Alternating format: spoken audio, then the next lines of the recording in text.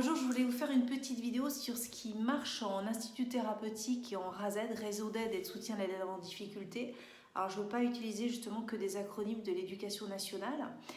J'essaie vraiment de travailler le vocabulaire. Je me souviens que plus jeune, il y avait une étude qui m'avait marqué, c'est une étude de Marcel Gaucher qui disait que le champ lexical, donc l'ensemble de mots que l'on connaît au CE1, c'est un des plus grands marqueurs de réussite scolaire, hein, on y met ce qu'on veut derrière. C'est-à-dire que le nombre de mots qu'un élève connaît au CE1 va un peu prédire sa future réussite scolaire, indépendamment du niveau social de ses parents, qui est encore très prédictif en France. Donc je sais que je crois vraiment au vocabulaire et qu'il y a des enfants qui peuvent être bloqués à l'oral parce qu'on ne travaille pas assez l'oral à l'école française, mais tout simplement qui ont une grande pauvreté du champ lexical parce qu'ils ne sont pas nourris. Et je peux vous dire qu'en ITEP, on a quelquefois des jeunes très difficiles et vraiment qui ont décroché scolairement. La mythologie, ça marche vraiment. Il y a Serge Boimard, c'est quelqu'un que j'aime beaucoup, qui parle des enfants très difficiles en rejet du scolaire, qui ont besoin de se nourrir intellectuellement. Et la mythologie, c'est ces grands mythes qui nous bercent tous. Ça marche vraiment. Les dieux couchent ensemble, ils séduisent des femmes, ils se tuent, il y a de la jalousie, comme dans la Bible. Et c'est des histoires qui leur parlent vraiment. Et il y a un auteur que j'aime beaucoup, Yvan Pomo, qui a fait des livres de vulgarisation de mythologie à l'école des loisirs. Alors c'est des grands formats et on peut les utiliser dès le cycle 2, dès le CP. Le vocabulaire est soutenu, donc moi je le fais à ma sauce avec quelquefois des mots plus simples, on travaille les synonymes.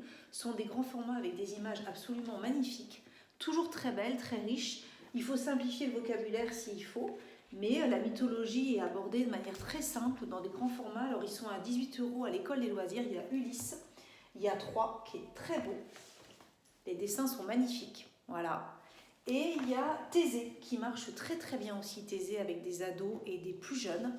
Et c'est vraiment un moyen de faire de la lecture-compréhension avec des images. C'est très nourri en termes d'images. J'y vais petit bout par petit bout en travaillant toujours le vocabulaire en amont. Et ce qui fonctionne, c'est vraiment de travailler le vocabulaire. Vous savez, quand ils sont en réseau d'aide et qu'ils retournent en réseau ordinaire, on va dire, on demande de revenir avec un outil migrant qu'ils peuvent présenter dans la classe. Donc là, j'ai présenté, par exemple, avec des cycles 2, cycle 3, le vocabulaire tiré de la mythologie, comme toucher le pactole, se perdre dans un dédale, être médusé, un travail de titan, un calme olympien, le talon d'Achille, être narcissique, en leur demandant ce que ça voulait dire, mais surtout d'où ça venait, de donner l'explication. Et ils sont hyper fiers quand ils ramènent ça en classe, qu'ils l'ont travaillé, qu'ils sont capables de le verbaliser et de dire ce que ça veut dire et d'où ça vient, ou même de présenter un personnage tiré de la mythologie, comme justement Achille, via des images et via un exposé devant la classe ordinaire. Et ce sont souvent des élèves qui n'ont pas un langage très riche, donc de l'oral, on n'en fait jamais suffisamment. C'est toujours une très belle chose. Donc je travaille sur les expressions.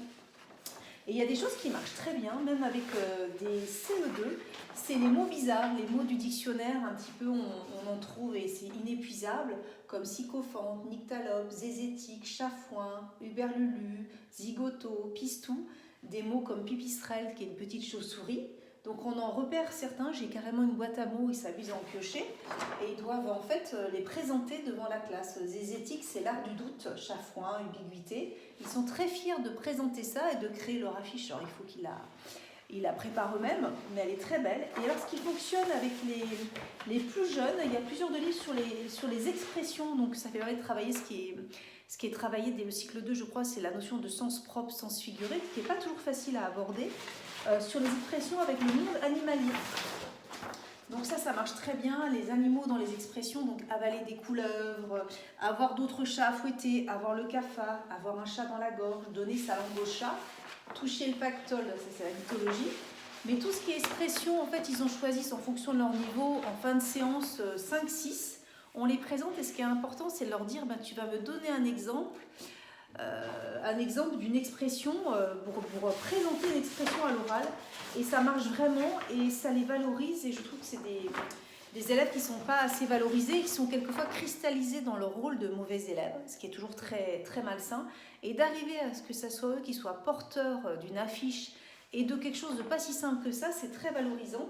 Et avec un petit peu plus complexe, ça marchait en ITEP, les mots qui sont rentrés dans le dictionnaire via le Robert, comme chaque année il y a des nouveaux mots qui rentrent, qui sont en lien avec les mots de la société, comme ubérisé, divulgaché, la charge mentale, la bigorexie, bioplastique, le survivalisme, les chercher dans les nouveaux mots du Robert 2020, ça c'était 2020, et leur demander pour des cycles 2, j'en ai par exemple, j'ai un CM2 qui est très compétent, m'a demandé de les présenter, d'en choisir une dizaine et de donner un sens. C'est extrêmement valorisant pour eux. Donc les expressions et le vocabulaire constamment. Après, on peut même faire une dictée avec les mots qu'on a trouvés et de la production écrite. Voilà, bah écoutez, merci beaucoup. Et je conseille donc, ces 3 livres. J'ai peut-être dû le prix qui étaient à 18 €, mais qui sont bien résistants et extrêmement riches, toujours à l'école des loisirs. C'est vrai que ça reste un très bon éditeur. À bientôt, au revoir.